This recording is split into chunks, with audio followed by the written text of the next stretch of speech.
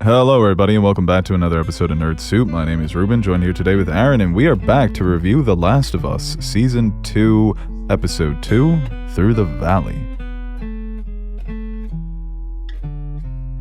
And before we get into today's episode, I want to let you guys know that you can listen to this wherever you get your podcasts, and if you want more Nerd Soup, go ahead and check out our Patreon page, where we upload podcasts. And follow us on social medias at Beau Soup, at Nerd Soup, Monkey, and at Nerd Soup. That's the main one. Really excited to talk about this episode. Just to get right into it, I thought that this was the best episode maybe of the series. The stuff that was adapted from the game was pretty accurate, but I thought that maybe it was even better than the game. I would have to go back and play. And the stuff that they added, like the big battle, the assault on Jackson, reminded me so much of The Watchers on the Wall. And I'm sure a lot of people were reminded of that penultimate episode of Game of Thrones Season 4. Just the overall scale and the intensity of the zombie invasion. It was epic. It was awesome. I love the hero moment that they gave Tommy, just the overall city or town working together, strategizing, using the barrels and all that stuff. And then the acting, possibly the best acting that we've gotten from Pedro Pascal as Joel, from Bella Ramsey as Ellie, and Caitlin Dever. I don't know why on the last review I called her Catelyn. I've been doing that a lot too, because I said Katie O'Brien, and I think her name is Katie O'Brien. My brain is just, I'm going to go see a neurologist one of these days. Caitlin Dever. I hate when people say this, but hand her the Emmy. She was fantastic. She sold this moment to where I thought in my head Joel was going to survive because of how well they were acting it out and how well it was being executed. I didn't know what was going to happen. It's like I totally forgot the spoilers of this episode. And God, that was just a brutal beatdown. And just the little things that they added to that scene, the little changes that they made were great. You know, there's really nothing I can complain about when it comes to this episode. And then to cap it all off with the Through the Valley being sung and performed by the voice of Ellie in the video games, Ashley Johnson. God, this was amazing. I'm just getting goosebumps talking about it. So, Aaron, I'm excited to hear what you think. It'd be hilarious if you hated it. I kind of want to, just so we can make it a little bit more entertaining. Yeah, duke it out. Like a whole Skip and Stephen A thing going. That's my Skip impression. That's good. You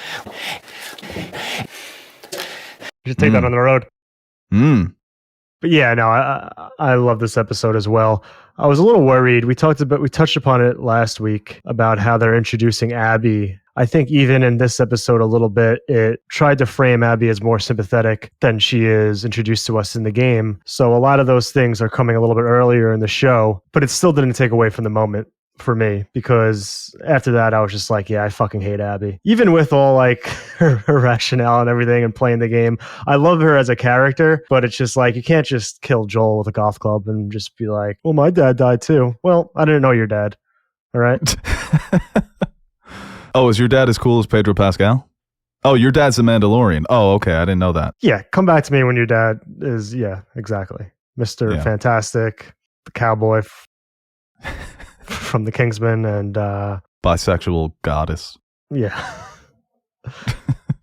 I think Pedro Pascal would enjoy being called a goddess. I think he'd be like, yeah, that's accurate. And this is coming off of a week where you just completely bashed Pedro Pascal. So yeah. I think he heard the criticism. I felt bad. After this episode. I'm like, oh shit.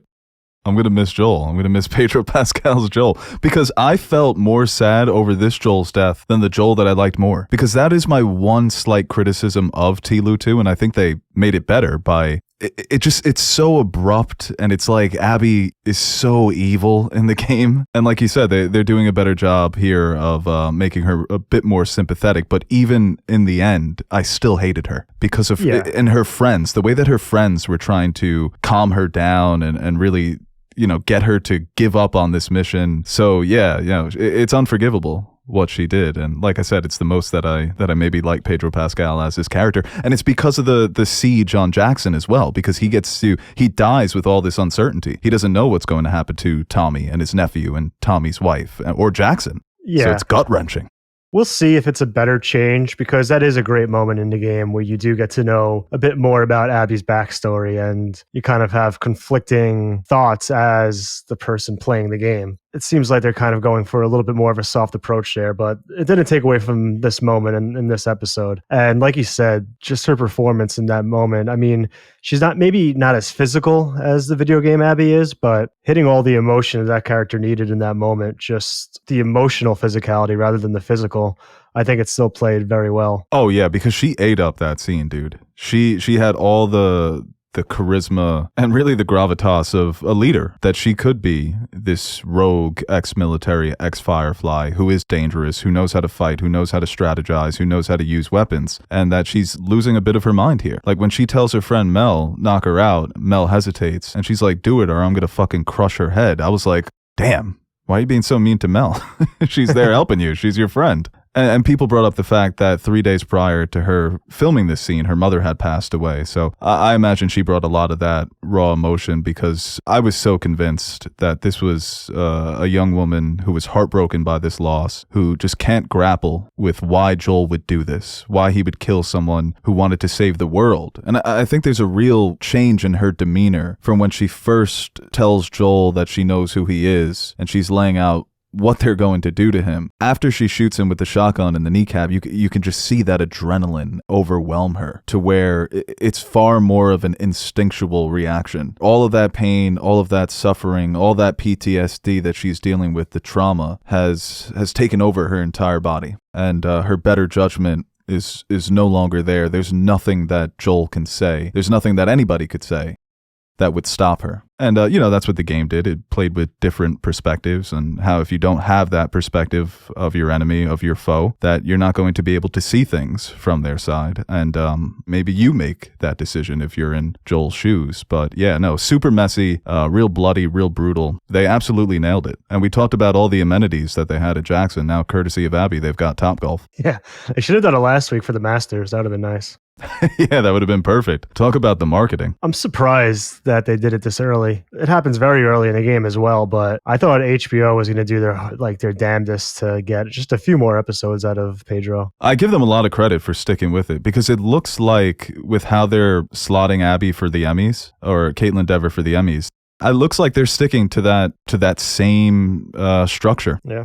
Get ready to learn Ellie, buddy. If they're going to split it into 2 seasons, I think it's the right way to go. And the wrong way to go would have been stretching it out just for the sake of having Pedro Pascal in the show. And I think what they'll do is that we are going to get way more flashbacks than we actually got in the game, because we do get that between the 5-year gap. We see scenes with Joel and Ellie. I imagine because it's Pedro Pascal, because he's a huge star, they might sprinkle in 3 or 4 of those, really key moments. And I think it's a bold choice too, especially from a television side of things.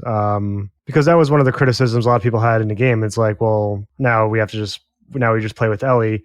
And I think that's an easier transition in the game, because you've spent hours and hours of hours. It's not like you're going into Telu being like, oh, I like Pedro Pascal, so I'm going to play this game, In a show, I think actors do carry shows for a lot of people in certain aspects. I do enjoy Bella Ramsey's Ellie, so that's not going to be a problem. And I know where the story's going, and I enjoy it a lot. But I wonder if some people, that's why I think it was important that they built the character of Ellie the way they had, and especially bringing in someone as strong as Caitlin Dever for Abby to kind of the new focal points of your story. Look back at Game of Thrones when they killed Ned. If they didn't build a strong cast around him, then that would have completely derailed the show. I wonder how, because I haven't really seen too many people's reactions who haven't played the game or didn't know what was happening.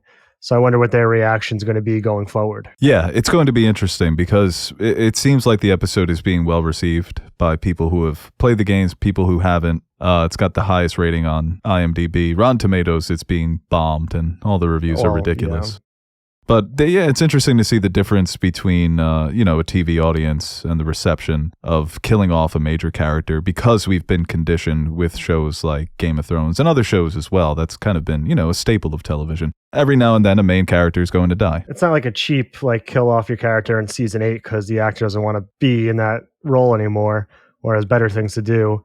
I don't know. There's not really that many examples of true main leads getting killed off this early. And a few instances that we have seen it, I think, especially with Game of Thrones, it added. And I think this layer of revenge is something that helps that narrative so much, because the minute Joffrey kills Ned, you're like, all right, come on, Rob, go fucking down south and kill this bastard. Now it's the same thing where it's like, all right, Ellie, fucking get your shit together and go to fucking Seattle or wherever they are and take her head off. Yeah, and I think because people were so invested in the relationship, and similar with the games, you're naturally going to side with Ellie. It's more so, I mean, of course, it's also avenging Joel or getting revenge for Joel, but when a character doesn't get the chance to say goodbye, or anybody in any circumstance, it stings even more because of what's left unsaid. And even Ellie having that moment with Jesse where she says, I'm always going to be Ellie. He's always going to be Joel. Our relationship isn't going to change. We're going through some stuff, but we're going to get past it. And she even wants to go out on patrol with Joel. She's extending an olive branch. So that's why it's so gut-wrenching. And I think that, the purpose of the second game was to kill off Joel, so then you can get this revenge story. And Ellie leads the story now. But I felt, going back to my criticisms of the game, that it was a little abrupt, and it maybe could have been handled better. I know that there's a purpose to killing off a Joel, but maybe there was a better way to get to that moment. And I feel like that's a criticism, not necessarily a criticism, but an opinion that you shared as well, and other people that really loved that second game. Because I do consider it to be a near masterpiece. But even moments like Ellie crawling over to Joel and hugging his dead body, that wasn't in the game.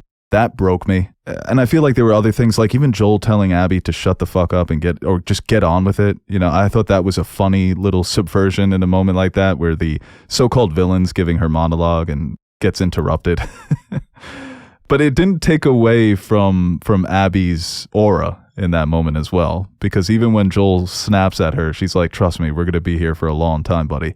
So just both of them in that scene was just so intense and then eventually devastating. It would have been funny if Joel was just being petty when he took Dina. It's like, all right, fine. I'll take your girlfriend out. Come on, new daughter. It kind of felt like that a little bit. Look, I got a new Ellie. And then he saves Abby. He's like, 2 Ellies. Look at that. Hot dog. Inflation, huh? Yeah, you got to leave. We need your garage. Joel's got the space, so. It's like, no, I'm still keeping the house to myself. You guys can all live in the garage.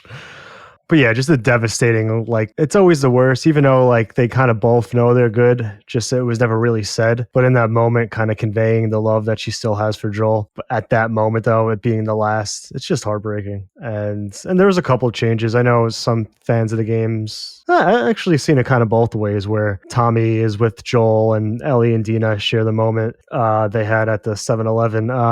And I think it works both ways. It was cool seeing Tommy just be the fucking commander of the wall. Oh, I love that. Yeah, I didn't mind that change whatsoever. Yeah. I mean, the Dina moments with Ellie were nice in the game, but I think we still have a lot of time to dive into their relationship, so. Oh, yeah, totally. I think you can recreate. It's funny because that was one of my favorite moments of the game that I mentioned on the last review, when they find the stash and they both get high together. Because in that moment when I was playing the game for the first time, I was like, yo, I got a joint. I'm about to spark up with them. And it was just such a nice moment. Dude, I keep forgetting that she was high when she watched it. Joel get his fucking head smashed in. I would have been fucking bugging out. Wakes up like, man, that was a bad trip. Get up, Joel. Let's go home. But for Tommy's character, it doesn't really do much for his story in the game with him being there. It's heartbreaking to see your brother wake up and see your brother's dead body. But I think that point gets across when they arrive at Jackson and they've got Joel's body. Tommy's obviously going to be, distraught. I think giving this action sequence, and I hate to be the guy who's like, it's the best episode because we got this action sequence, but it kind of is, because that was the most entertained I've ever been when it comes to the actual threat of the zombies. And like I said, I really enjoyed the way that they went to battle with them and all the different tactics that they used to slow them down. Tommy was commander of the wall, and we wanted the big chunguses, the big thick daddies, and we got one. We got a great moment with him too, and it reminded me so much of the game. How long is this flamethrower going to last until I run out of fuel, and will that be enough? And I didn't think that they were going to kill off Tommy, but still a very tense moment. For people who don't know, they were probably like, this guy's fucking toast. They should have done a half-hour sequence of him dodging gas bombs. and slowly just taking him down. Running up close, shotgun, running away. Yeah, running away, dodging the gas. Getting punched and just patching yourself up quick. Yeah, hiding, like in the most obvious hiding space, but no one can find you. Everybody freezes because I paused the game. My mom made me a grilled cheese. With tomato slices. Ooh. No, dude, it might be, it reminded me so much of Game of Thrones in that we got the big battle and we also got the Ned Stark, the Red Wedding moment for The Last of Us as well. Because Ned Stark, because you had so many other characters surrounding him, still a big shock, an iconic death. But the Red Wedding was, you felt like Robb Stark was the guy. And there's no way they're going to fucking do it again. So that's why it almost feels more like the Red Wedding, where it's like, what the fuck? Where do we go from here? That was the text I got from my mom. She's like, they killed off the best fucking character. Well, it's like, no, I think the Red Wedding is like if Ellie died. Yeah, you basically would have to be like 3 or 4 people. Because it's like, well, we were rooting for, like, Robb was the only one going to get revenge. Well, everyone was, but like Robb was the face of that. It's like, all right, well, I guess we'll wait for Daenerys. Yeah, it's hard to see where you go from there. Yeah, I think with The Last of Us, you can pretty much know that Ellie is going to at least try to get revenge. Yeah, the Red Wedding, you're just like, we've lost. Yeah. So hopefully Tyrion poisons him next season. Yeah, like Joffrey gets syphilis or some shit. I was Tyrion watching this episode. No, I almost cried, dude. I was like legit devastated for Ellie. Because it's like going back to when I played it and trying to like relive that through watching it. There's just so many moments you're like, oh, well, now the day is going to be saved. And it just never gets saved. It's like, oh, Ellie's here. Immediately just gets fucking clapped. Yeah, and I think the way that they built up how Abby's crew is getting cold feet, they're trying to game plan, and they get to Jackson, and they see how fortified it is, and Owen realizes this isn't going to work. The plan is to convince Abby that we've got no shot of finding Joel, and we need to turn back, or else we're going to die. And she manages to get lucky. And it's another moment that I imagine for people who didn't know it was coming, we're shocked to see that hand, to see that watch, and realize that it's Joel saving her. But also the way that they adapted that, pretty spot on. Like the sequence when she's getting crushed by the fence, that was amazing, man. Oh, that was so good. And the threat has never been this visceral in the show. It's never been this real. And I love the way that they use the hive mind, but that whole chase with Abby, that sequence had my heart racing. Joel's like, but I saved you. She's like, yeah, save this buckshot, boy. He did try to throw that in her face. Like, damn, I thought we were homies. Oh, did you save me? You saved my fucking life? Oh. Shut the fuck up, Joel. It brought me back too. And she's like, you shot an unarmed doctor. And I'm like, shit, I did too. I guess I did also. It's like the controller in my hands. I always forget that, like, you don't have to kill the doctors.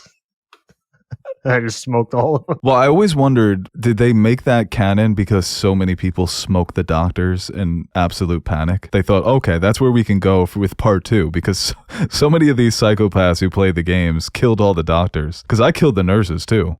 Yeah, I made them watch. Everybody got lead. It was a lead party. And then people were making the point that Abby's dad did have a scalpel, so technically not unarmed.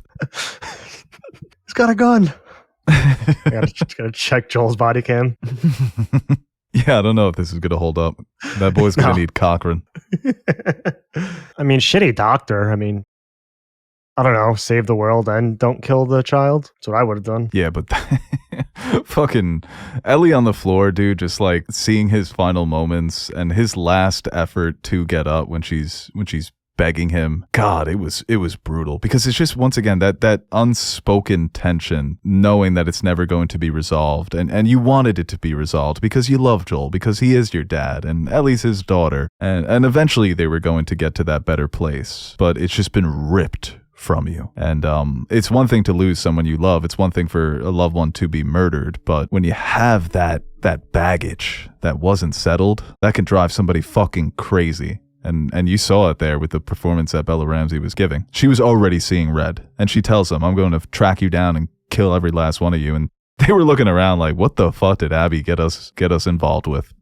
Like, what the fuck have we just done? Instant regret, except for Abby. Yeah, I don't know. I do wonder, like you said, how they're going to use this character going forward with this season. in the moment, you're kind of like you said, she's just evil, villain, kill Joel, whatever. But even in like the after show, when you start making parallels to her and Joel and Ellie and just cycle of revenge and the consequences of your actions, it's easier like to process things when you kind of sit back and kind of lay it all out there. But in the moment, it's just I don't even know what the correct word is, but for an introduction of a new character and someone to root against, the way they portrayed Abby and the way Caitlin Dever played this character, it just sets it up for like an all-time, just everybody can't wait to get revenge on this character. Right. It's one of those with Joel and Abby. It's like you could kind of understand why they did what they did. And with Abby, I don't know. For Joel's punishment, I'm not somebody who believes in capital punishment, but I would say some people, he got what was coming to him. He reaped what was sowed when he killed that doctor. So there's not that same intensity of, man, Ellie needs to go to any lengths to get revenge against this woman for what she did. But there's still something inside of me that is very, very upset with Abby and her just not being able to let this go and to come to terms and to come to peace with the fact that it's a messy, fucked up world, and that, when it comes to finding a cure and if it's even going to work and what's more important, the chance of saving the world or saving your own little, family. It's complicated. And I think that I appreciate that they made it a bit more complicated, but still keeping it where you're not on Abby's side whatsoever. And I think a lot of people will be, coming out of this episode seeing red. So the zombies came because of that pipeline, right? Yeah, that's what it looks like. See, I saw some criticisms that the battle took away from Joel's death, but I couldn't disagree more with that. I think it added to it. For Joel, in the game, he saves Abby, and then she just goes berserk on him out of nowhere. He's just like, what the fuck? So in the show, at least, she's able to trick him. It's not just because, oh, my friends are there and we can spend the night and it's shelter, we have food, we have blankets, but you need to get back and you need us. Because we can fight, we have supplies. So it's a more clever way for Abby to lure Joel in. And like I said, that uncertainty that he dies with, not knowing what happened to Jackson or Tommy, to me, I thought it was a great juxtaposition between the threat that still exists and how Joel is facing his own reckoning. And he's not going to be around to protect these people, to protect this community or Ellie anymore because his past finally caught up to him. It's there, what Joel is now fighting for, that he has become a good man. He's important to this community, but his time is up. So for me, they worked, I thought they worked beautifully together as two concurrent storylines. Yeah, it's a clever way to kind of convey like the two evils in this world without being like, maybe humans are the real monsters. That's deep. Right, because the zombies were fucking terrifying in this, dude. When they realize, oh, let's go to the weak point. I'm like, yo, how do they know that? Who's strategizing with them? They got George Washington back there? Zombie GW? Yeah, bro. That's what I would do if I was the zombies. I'm resurrecting all the greats. I'm like, where's Hannibal buried, Burris? Napoleon. I get the wrong Hannibal. I think we got the wrong one. At least he comes with Eric Andre. They're a 2-for-1 special. Yeah. Yeah, just, and, when they pull back and you see the horde chasing Joel, Abby, and Dina, terrifying. And then when they change direction, even more terrifying. That guy on the watchtower probably shit his pants. Imagine looking through your binoculars and you just see gradually through the fog that there are thousands of these motherfuckers. It was just awesome that they went that big this early in the season. Yeah, it's fucking crazy. You got to hope all that shit. It's one thing to build the fence and everything and have all these measures, but it's like, well, now it's got to work. I really thought we were going to see some zombie dogs, or maybe we will in the future. I don't like zombie animals. Oh yeah, no, freaks me out. They're always so goddamn vicious. It's like a dog can't comprehend what's going on. You're just like, what the fuck is going on? Like, at least a human, you can be like, all right, this is a zombie outbreak and I'm going to turn into a zombie. The dog's just like, what the fuck? I'm not grasping any of this. Who would be the funniest person you could see, like, be a zombie? Like, you're just getting attacked by a horde and you're just like, is that fucking Pitbull? Dude, I think that's fucking Pitbull. He becomes the fucking hive mind leader? Oh, shit. I didn't think of that.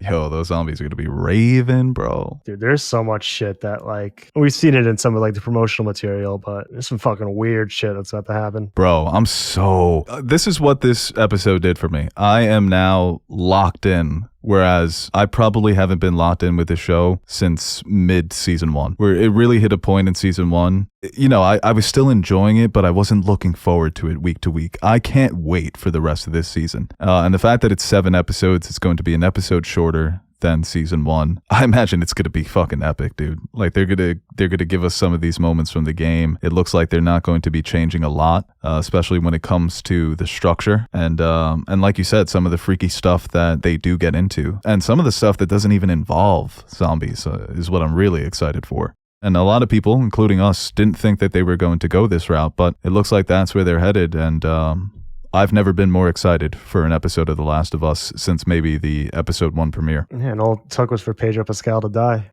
Right. Well, he's got a million fucking projects coming up. We'll see him. And you know they're going to load this fucking show with flashbacks, bro. We're going to get a flashback every episode of them doing some shit. Yeah. We watching movies and coloring books, whatever fathers and daughters do. So what would you say? You think this is best episode of the series? Yeah, I think so. It's like you said, just it really is crazy because you could really break it up into 2 episodes and to have like the battle episode and the Joel episode. But to combine them is very ambitious, and I think it really worked. That's a fun dilemma. It's like, would you rather have 2 9 episodes or 1 10 episode? Right. Yeah. I think I'm going with the 110. Yeah. And especially if the rest of the season really supplements this moment, because it kind of reminds me of Severance going so big earlier in the season, giving us these big moments with the lore and some of these ideas that we've had that they were going to tackle. And obviously it's not, the different shows, but I think it's similar in that they go so big in episode 2. It's just like, is this a high that we're all going to come down from and never quite get there? Yeah, I think that's something, a normal progression. A lot of, especially in like shows where come out swinging, there's usually a reset moment where you kind of regather your thoughts and kind of move forward towards the next thing. So I wouldn't be surprised if the next 2 episodes are just a little bit, not saying they'll be bad, but just a little bit slower and more character focused. Yeah, and that work in the full scope of the season, we'll look back on those episodes and think necessary steps to get to some of the bigger and more epic episodes at the end of the season. And it's not even, going this big with the battle without any spoilers is something I wasn't expecting this season, maybe next season. So a lot of the, the cool moments coming up aren't necessarily like you got to drain your budget. It's more so the, character stuff and how some of these elements are going to be portrayed and how they come off. Are they going to be realistic and gritty or cheesy? Yeah, like I said, I can't wait for episode 3. I can't wait for the rest of this fucking season. I can't wait for Jeffrey Wright to pop up. Oh, hell yeah, bro. Because he was so underused in the game, and it looks like they're going to rectify that. Because even in that one shot in the trailer, when he's looking down at that motherfucker he's got handcuffed or tied up, he looks scary. And he's fucking Jeffrey Wright, man. Come on, HBO legend. All right, guys, that does it for our review of The Last of Us Season 2, Episode 2, Through the Valley. We will be back next week for Episode 3. Catching back up. Somebody said we're about to witness the most epic crash out of the 21st century. Yo, that's why Bella Ramsey, I think that she's going to win over some non-believers for the rest of this season. It's sad Joel never saw a playoff Pistons win. No. Joel and the Pope. Yeah. He never saw the Jets make the playoff. No, in that world, they're fucking dynasty. No, in that world, they were probably just about to win in the fucking zombie outbreak. Yeah. 2003, right? Who's the running back that was nice? Curtis Martin? He was patient zero. He might have still been on the Patriots. I know. I think 03 we had him. No, yeah, you guys did have him. He was nice in 04. Just 1,700 yards. Yeah, won the rushing title that year. They need to know about Curtis Martin.